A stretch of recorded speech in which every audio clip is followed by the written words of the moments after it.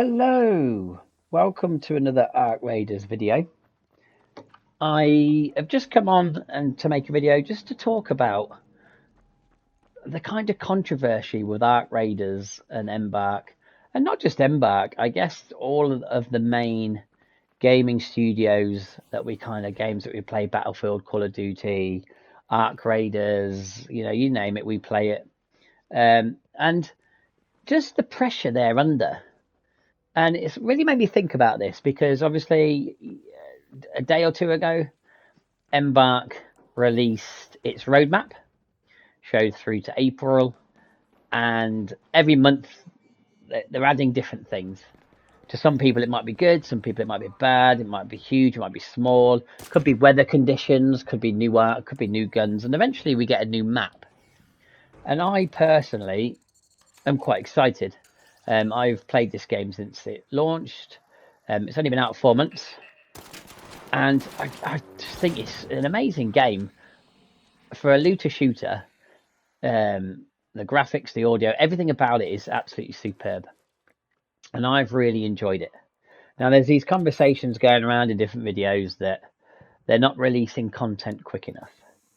And they need to, put their foot down, blah, blah, blah, this, that, and the other. Some people are happy with the roadmap. Some people aren't. Some people want maps, new maps straight away, and new this, that, and the other.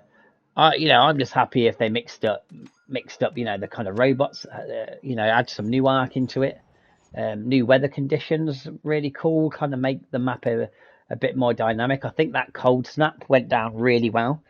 The fact you could freeze and you lost health, that really changed the dynamic of gameplay. You had to find cover. It slowed people down. It slowed the gameplay down.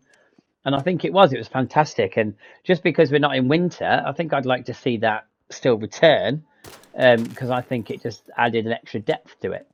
So all this stuff that's coming with the new weather dynamics and how they change what the maps look like, night, day, sunrise, sunset, windy, rainy, whatever, does add an extra dynamic to the game. But people still aren't happy. And I think it's because of how gaming has changed massively since I started gaming in my early 20s. It's changed massively. I'm going to dive in a bit more on that. Now, don't get me wrong. I do feel that this isn't like a really negative criticism, but I do feel like I got things done relatively quickly in the time that I have been playing this game. From the gameplay here, as you can see, yes, I am shooting other players, PvP, not PvP, whatever. At the moment, I haven't really got much to do because I have unlocked everything and I have leveled everything up. The difference here is I'm doing the next expedition. I didn't do the first one, but I'm currently doing the second one. I've created my pod and I've got my 5 million in the bank ready to go. Now the problem is that puts me in this position now where I haven't really got anything to do and I haven't really got anything to lose because I'm just waiting to lose all my stuff in the expedition when I reset. So I'm not fussed about if I get killed and lose my guns because I'm going to be losing them anyway. So I'm kind of stuck in this kind of limbo. And that is something that the development team has to think about. How can they make the expedition a bit different and interesting and make it keep you going? But that's fine, I'm going to continue to wait. And every now and then I'll do a scavenger run, and every now and then I'll just do a bit of PvP, like you can see now. But the other reason is, and this is the big thing I'm talking about, is gaming has changed. When I first started really seriously gaming was early 2000, 2001, 2003, 2004, and I was gaming on PC and I was playing the very first Battlefield games, 1942, Battlefield 2, I was playing a game called Unreal Tournament, all those kind of games. During this time, the internet was just kind of coming to life. It wasn't as big as it was today. And there wasn't any YouTube, or actually, YouTube was probably coming out around then, but it wasn't as massive as it is now. Streaming wasn't a massive thing back then. I wasn't following streamers, I wasn't watching streamers, and I wasn't even doing my own content. And I wouldn't even class myself as a big streamer, despite doing videos. I just enjoy making videos. But the internet was not a huge thing. And when they released the game, obviously it wasn't all over the internet. It wasn't being streamed. It just released, and you'd play it with your friends and you'd meet up online, you'd talk about it. And that was it. You just played the game. Like when Battlefield 2 released, I remember we all me and my friends at the time, I was in a clan, I was in a group, we played tournaments. We all got Battlefield 2. We couldn't wait. We started playing it. And we just played. And no one complained about content or new maps or when's the next thing coming out or road maps or anything. We just played. And then there'd be an update at some point. There'd be new maps added.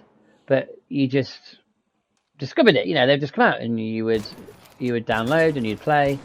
But no one would ever complain or gripe or moan or anything. We just gamed. Nowadays, the problem development teams have is people are gaming more because streamers are doing it for a living, which means they can play up to 8 to 9 to 10 to 12 to 14 hours, stupid hours. So people are putting in loads more game time than they were back in those days, because 9 out of 10 back in my day, I say my day because I'm going to be 46 this year, I am getting old. Back in my day, no one was really streaming and playing for hours on end because everybody had jobs. So me and my friends, we all worked. As much as the tournaments we were doing on the weekend, especially in Battlefield 1942, we joined the clan ladders and we were doing tournaments on the weekends. So we would have practice sessions during the week after work, and we'd book it in and we'd say, right, we're going to do a practice session on this map. Who's doing what? Who's driving what vehicle? Who's going where? And on the weekend, we would actually have the tournament and hopefully win and get the points.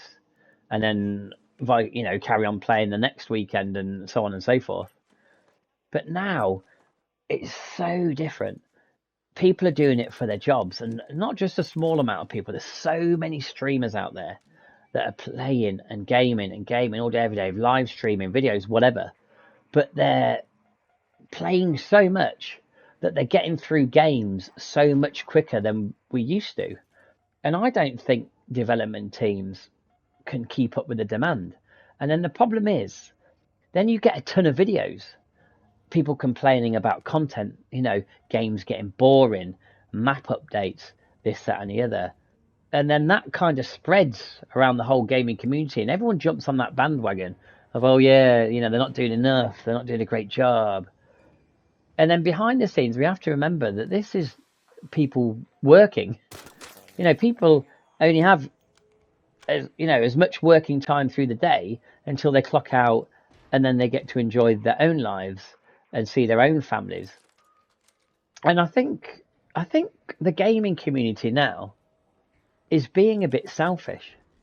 I think streaming and all this YouTube, well, not even just YouTube, all the formats we have for streamers is just devouring the gaming world. And it can put positive stuff out there, but it can put negative stuff out there either. And it can really put pressure on studios as very good as Embark Studios. They have created this amazing game, right? And it is amazing. It looks beautiful. It plays beautiful. It's good audio. The dynamics of how the enemies move. The PvP's fun. I know some people spit their dummies out about PvP, but hey, it's fun. They have made this amazing game, and already people are boo-hoo-hooing about being bored and wanting new content. And we're not even giving them a chance. It's only been out 4 months. But the reason is because people are just barreling through this thing.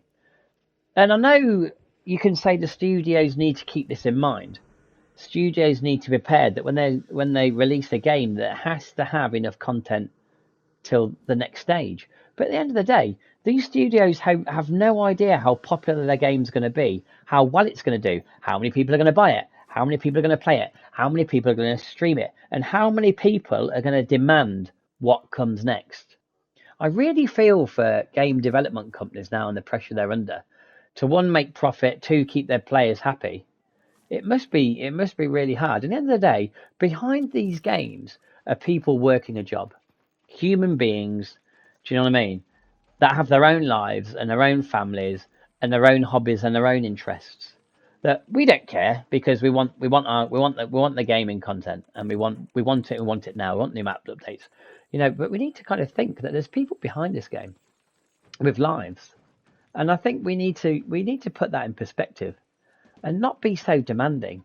And the problem is, once a few streamers put videos out about, oh, I'm a bit disappointed with this, that, and the other, a lot of people can get on that bandwagon.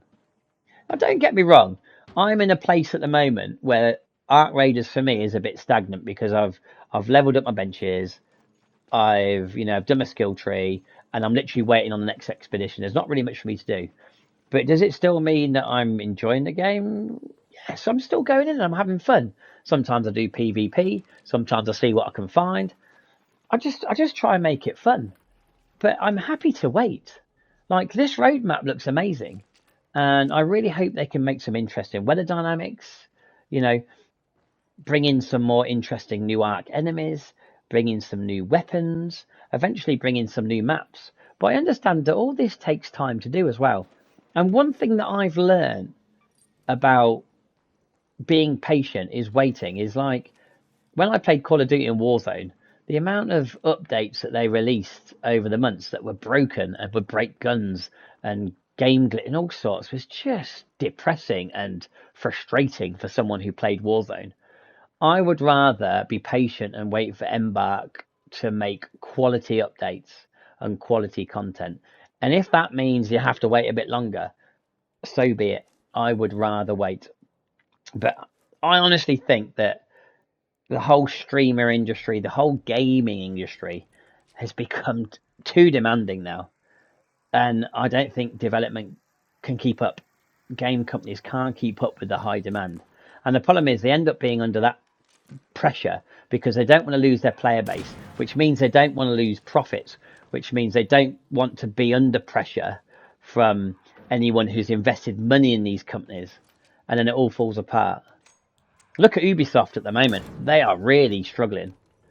Um, and don't get me wrong, part of it on Ubisoft's part is because their games have become a bit stale. Like, I never bought the latest couple of Far Cry's because they were very similar. They needed to maybe do something a bit different, and this is why they're struggling when it comes to sales. But I don't want to see a company like Embark, start to struggle because people are spitting a dummy out because I want new content. I want new maps right now. I want it now. It shouldn't be about that. We need to just respect and love that some of these companies are making games that we're enjoying.